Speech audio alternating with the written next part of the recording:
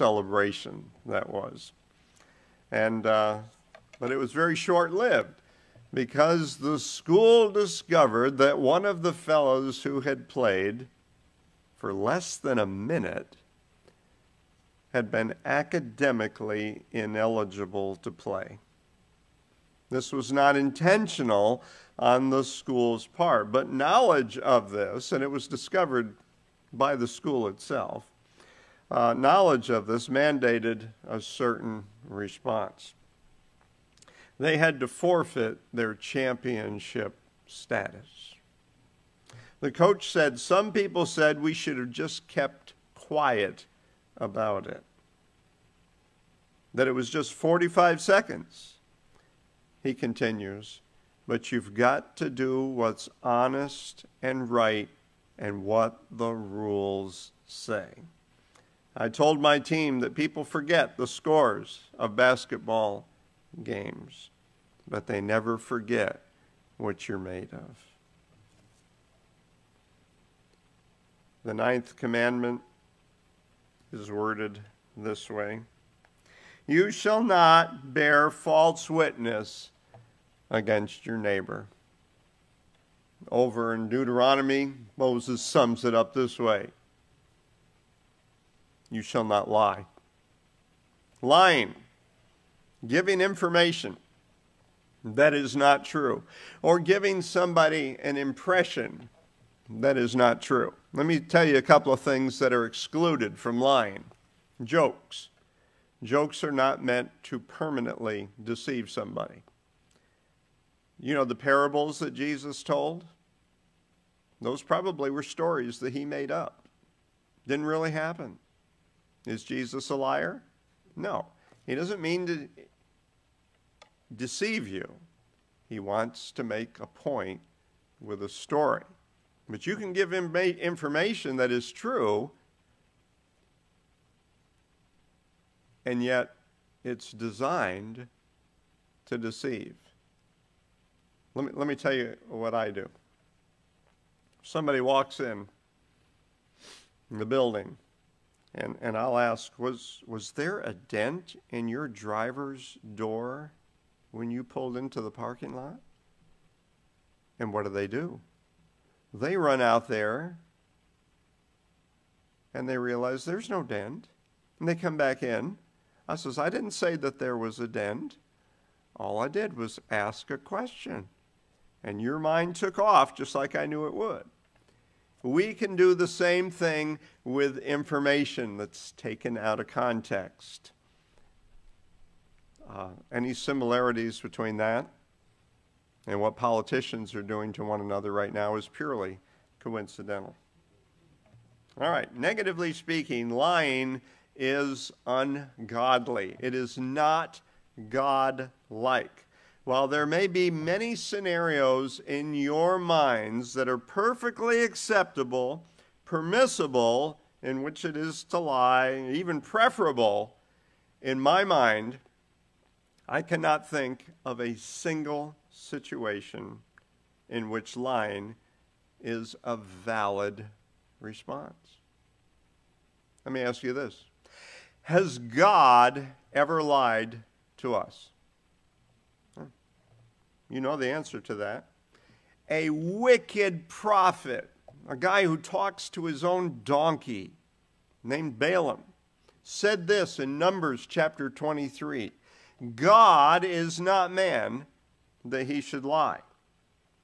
In introducing the letter to Titus, Paul pens these words: Paul, a servant of God and an apostle of Jesus Christ, to further the faith of God's elect and their knowledge of the truth, which accords with godliness, the hope of eternal life, which God, who never lies, promised ages ago.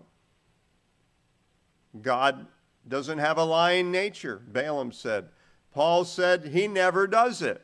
The author of Hebrews in Hebrews chapter 6 says, he goes so far to say, it is impossible for God to lie.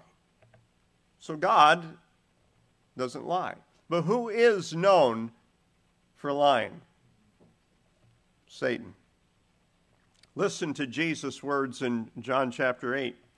I got to set the context here. He is speaking to a group of disciples who have professed to believe in him. And this is what Jesus says to them. You are of your father, the devil, and your will is to do your father's desires. He was a murderer from the beginning, and he has nothing to do with the truth because there is no truth in him. In other words, even when Satan says something that's true, and he does, it's meant to deceive. Jesus continues, when he lies, he speaks according to his own nature, for he is a liar and the father of lies. So, how do we lie? Well, we lie about somebody, or we lie about something or some situation. As the verse says, we bear false witness. This shows up a lot of times in court. They swear on a Bible, I'll tell the truth, the whole truth, and nothing but the truth. And if they don't, what is it called? Perjury. Very good. Now, how does God say that we deal with perjury, or bearing false witness, or making an accusation, or a declaration of innocence or guilt that's not true? He says this in Deuteronomy 19. If a malicious witness rises against a man so as to accuse him of wrongdoing, then both parties in the dispute shall appear before the Lord, before the priests and the judges who are in office in those days. The judges shall inquire diligently, and if that witness is a false witness and has accused his brother falsely, then you shall do to him as he meant to do to his brother. So let's say that a witness comes up and says, I saw this man murder his neighbor. What's supposed to happen to the murderer? He's supposed to get stoned. But if the witness is false, what is supposed to happen to him? He gets the stoning that would have been intended for the man that he accuses. Is that the kind of law that we practice here in the United States? Let me give you a wonderful example.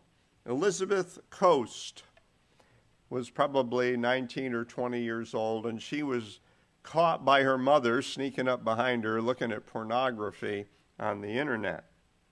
Well, in order to have an excuse for why she had a desire for that sort of thing, Elizabeth told her mother that she had been sexually molested at the hand of a neighbor when she was 10 years old. Jonathan Montgomery was her neighbor, and he was 14 at the time, and now he's in his 20s. Elizabeth's testimony was compelling enough to secure that man's conviction, and he was sentenced to 7 years in prison. But he served only 4 because Elizabeth's conscience began to really bother her, so much so that she couldn't bear it any longer and admitted that she had lied and put an innocent man in prison. So she was now arrested, and her sentence was 2 years? No, 2 months in prison. How awful. But we would never bear false witness, would we? Okay? And this is where I learned not to do it. My wife was just a few days away from dying when O.J. Simpson was accused of murdering his wife. You remember the famous car scene SUV chase on television? I was at a restaurant with a couple of friends from Alabama who had come up to Vermont to visit before she died, and we're watching this thing. And I can remember for weeks afterward saying, he's as guilty as sin. And then I'm thinking, I don't know if he's guilty or not. And sure enough, the trial comes up and he is not guilty. And whether he was or whether he wasn't, I didn't get to hear all the evidence that the jury got to hear and the testimony. And if it came out of my mouth that he is as guilty as sin, and he's not, what have I done? I have borne false witness against my neighbor.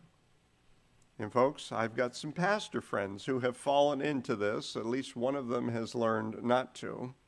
All of these things that police do to minorities or children, that the press reports and they pour out a portion of the video, the portion that they want you to see to give you the impression and the headlines, policeman shoots unarmed man. And people just knee-jerk reaction. Oh, how awful. They're just prejudiced. They're awful. And then I say, just wait. Just wait. And pretty soon we get to see the entire video.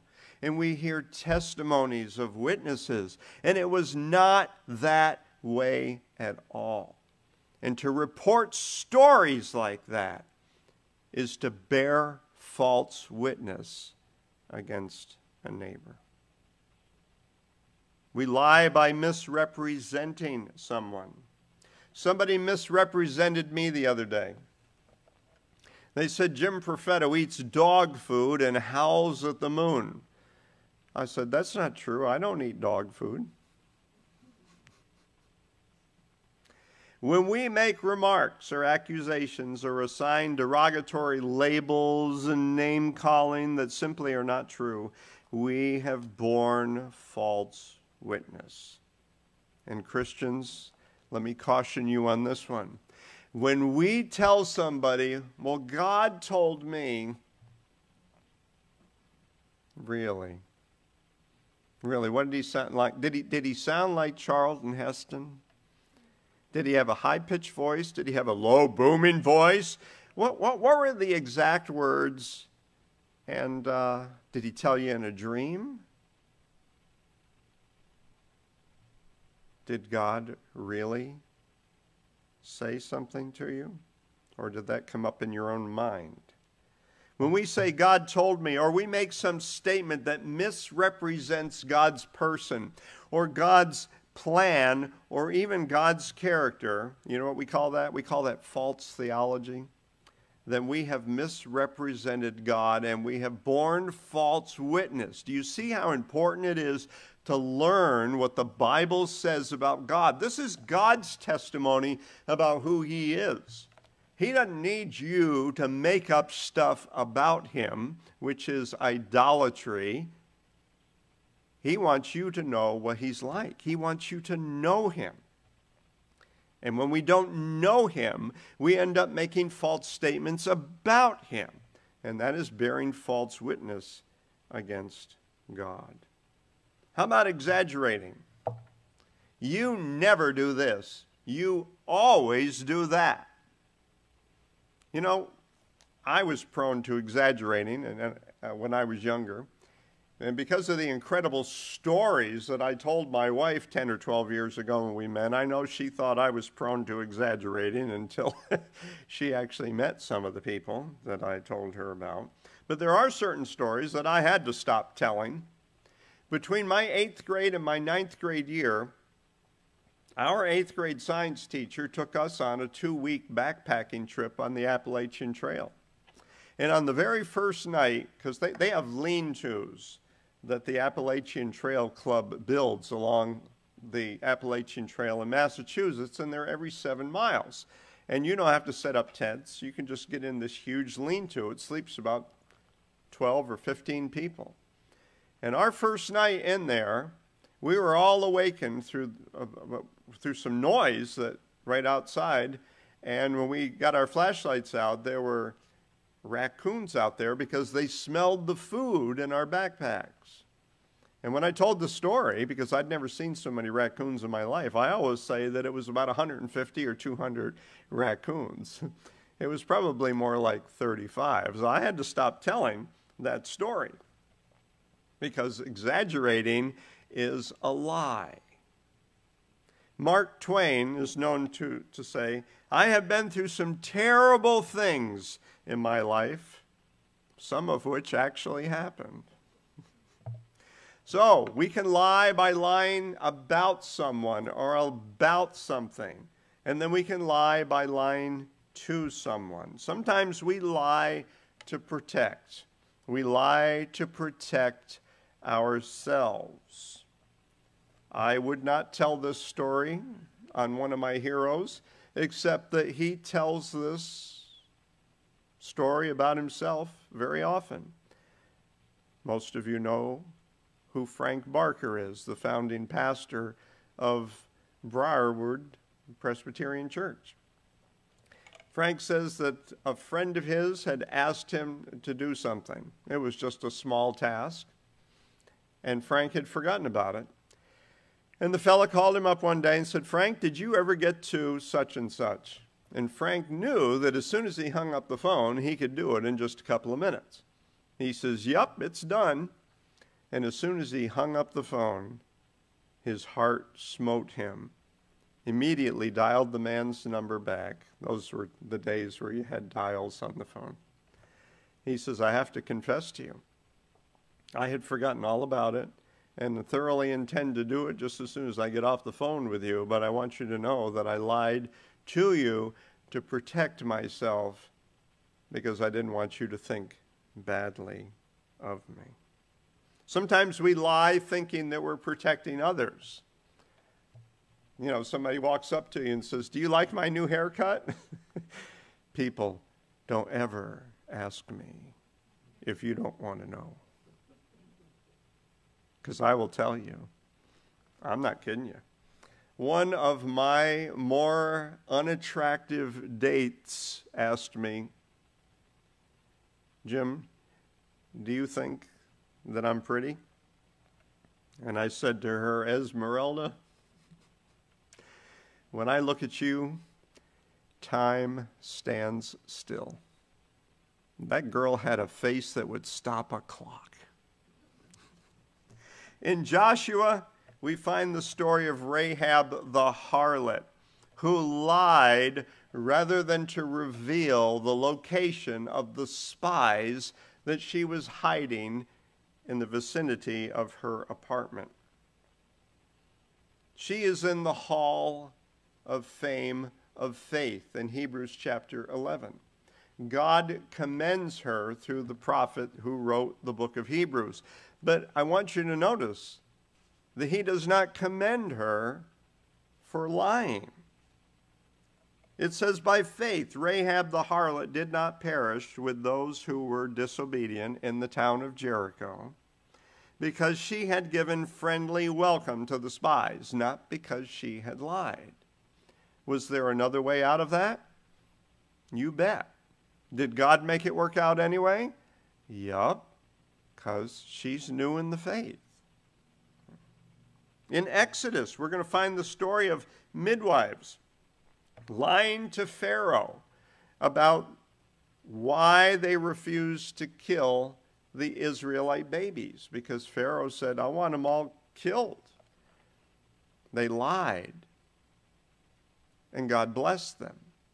But he didn't bless them because they lied, but because they feared him. Exodus chapter 1, verse 20, so God dealt with the midwives. He dealt well with the midwives. And the people multiplied and grew very strong, and because the midwives feared God, he gave them families. Lying to protect ourselves or somebody else. All right, positively speaking, if lying is ungodly and ungodlike, truthing, yes, I just made a verb out of that, truthing is being godly and being God-like. When we tell the truth, we are most like God because God is truth. Jesus, the God-man, said, I am the truth. We've already reviewed that God cannot and does not lie. And not only that, God hates lies. Listen to this verse from Proverbs chapter 6. God gives a list of 7 things that he just can't stand.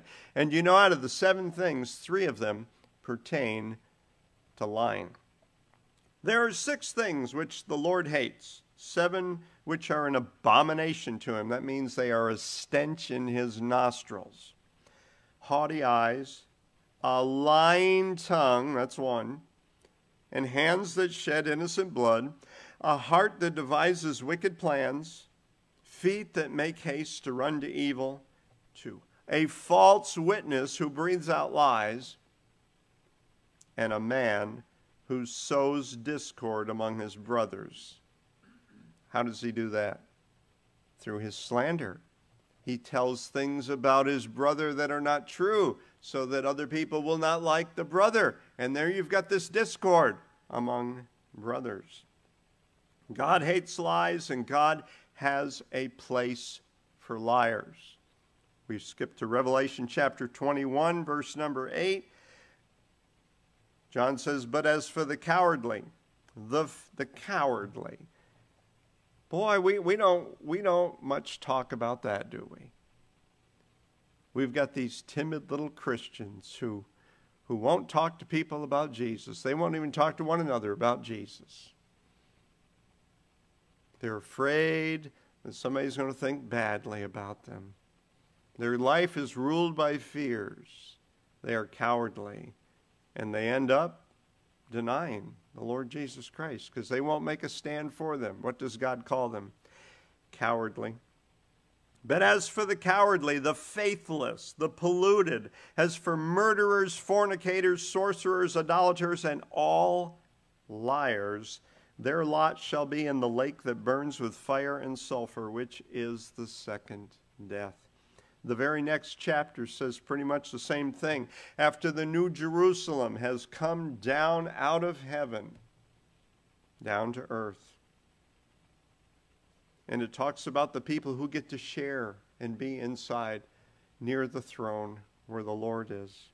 He says, outside are the dogs and sorcerers and fornicators and murderers and idolaters and everyone who loves and practices falsehood. God hates lies. When we truth, we're most like God. When we lie, we're most like Satan. Satan has been a liar from the beginning, and deception is Satan's greatest weapon.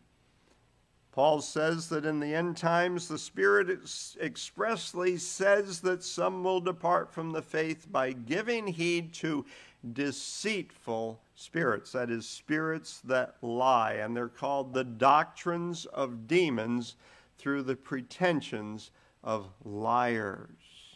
Theological truth is important. It may not make you feel real good about yourself, but it is what saves you. It is what sanctifies you.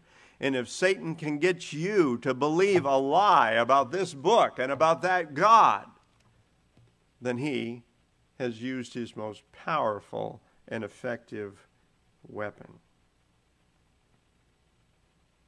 Unregenerate man hates the truth. Regenerate man loves the truth. From 2 Thessalonians chapter 2, talking about the coming Antichrist, Paul says, the coming of that lawless one will be by the activity of Satan, with all power and with pretended, that's fake signs and wonders, and with all wicked deception for those who are to perish, because they refuse to love the truth and so to be saved. We need to be like God. Why? Because God's nature abides in us. John tells us in 1 John chapter 3 that no one born of God is continually committing a sin because God's nature abides in him, and he cannot because he is born of God. If you're born of your earthly father, then there will be things in the way that you look and the way that you act that resemble your earthly father. And if you are born of the heavenly Father, then his nature also abides in you, and you will resemble him. And our God is truth, and his children will be children of truth. The next commandment, which is the last of the 10 commandments, goes this way. You shall not covet your neighbor's house. You shall not covet your neighbor's wife, or his manservant, or his maidservant, or his ox, or his donkey, or anything else that is your neighbor's. You shall not covet. You shall not want. Okay? We human beings, especially in the United States, are characterized by the word want. We want. We want. We want. We are just full of desire for more pleasure, more possessions, more property, more power. You name it, we want it, and we're never satisfied. What does Satan want us to want? Well, people end up wanting people. They crave people. What's it start with? You should not want your neighbor's wife. The guy wants the secretary at work. The girl wants the personal trainer at the gym. Solomon says, let your fountain be blessed and rejoice in the wife of your youth.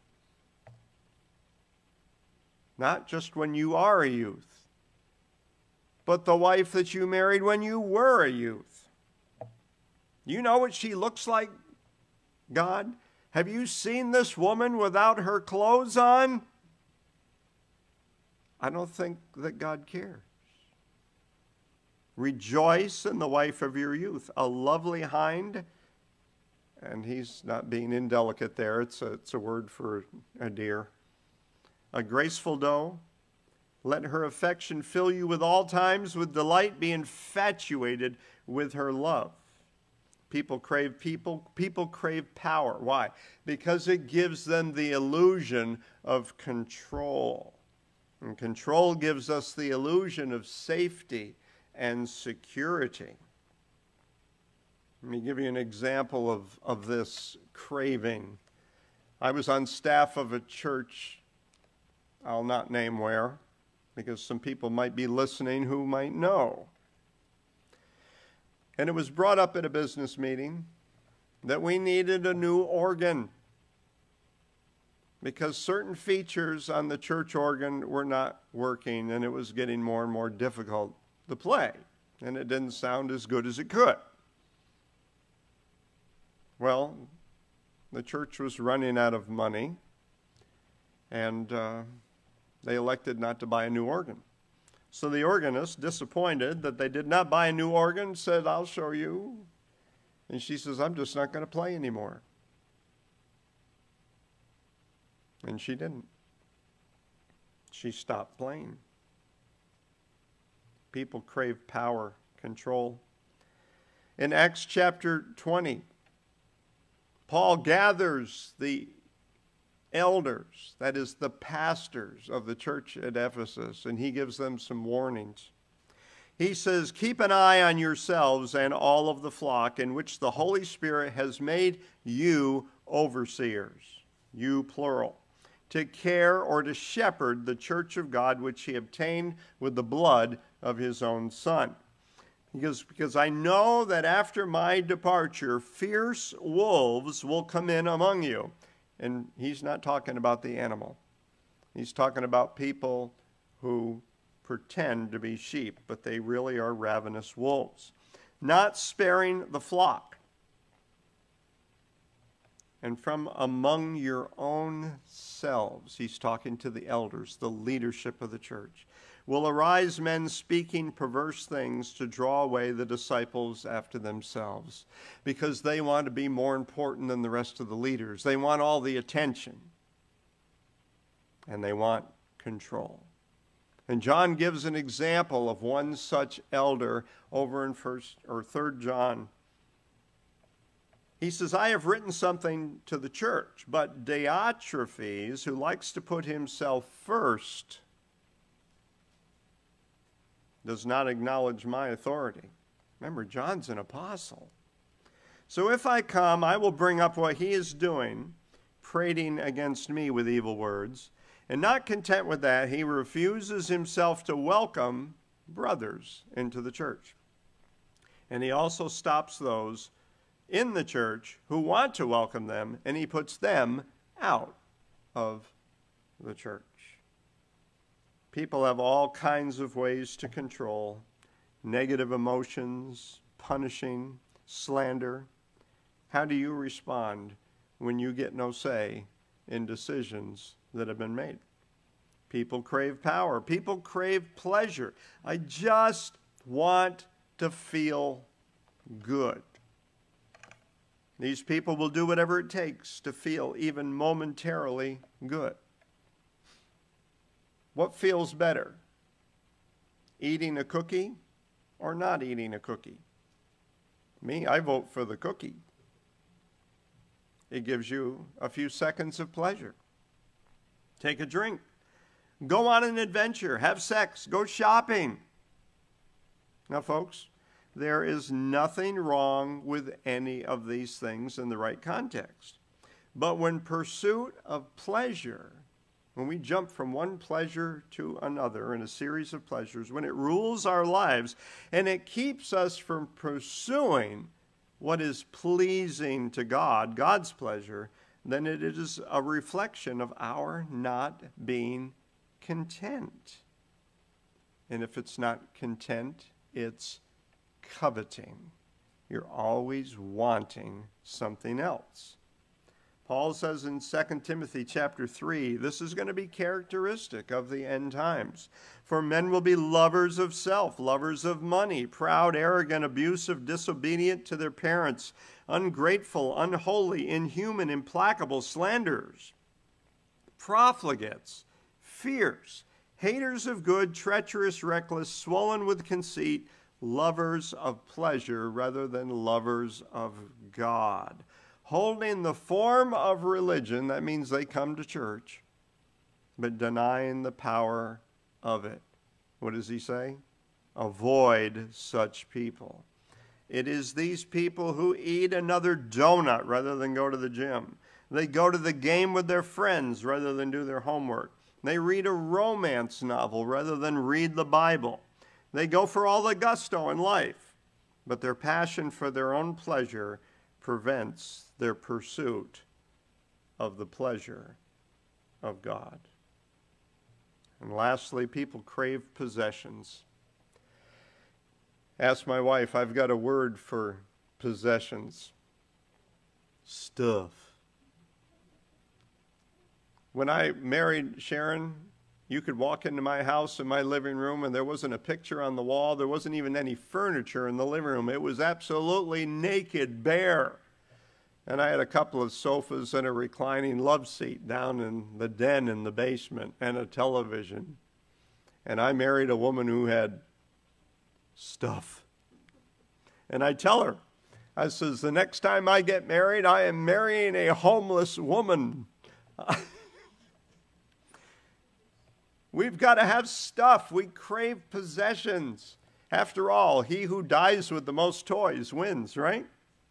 Nelson Rockefeller was approached one time. How much money would it take to make you happy? He smiled and said, just a little bit more. As kids, we couldn't wait for the Montgomery Ward Christmas catalog to show up at the house so we could pour through all of that stuff and increase our lust factor. I got to have that toy. I got to have this toy. And I got to thinking this morning before I came to church.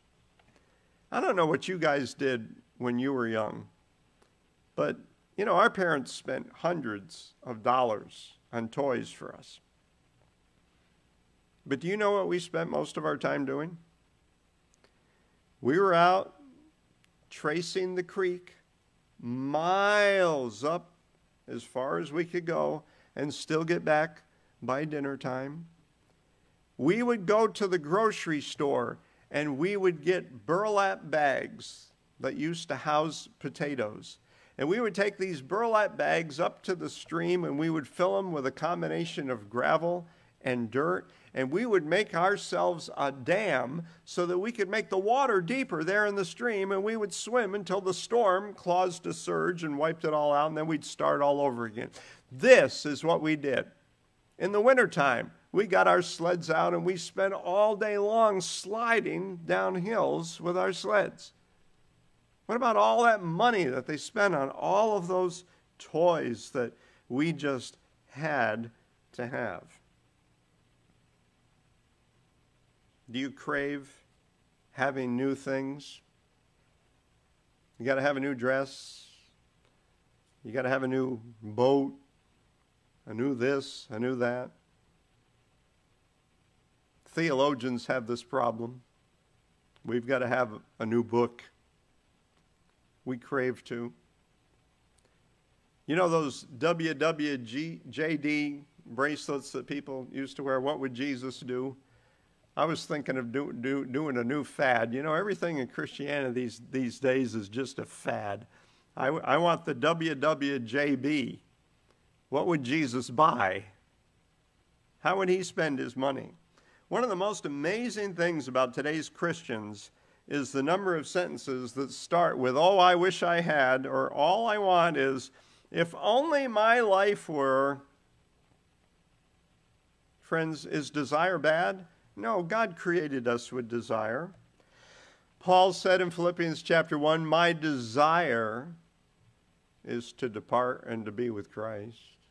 You got that desire? Do you covet that? Psalm 73. The psalmist says, "Whom have I in heaven but you?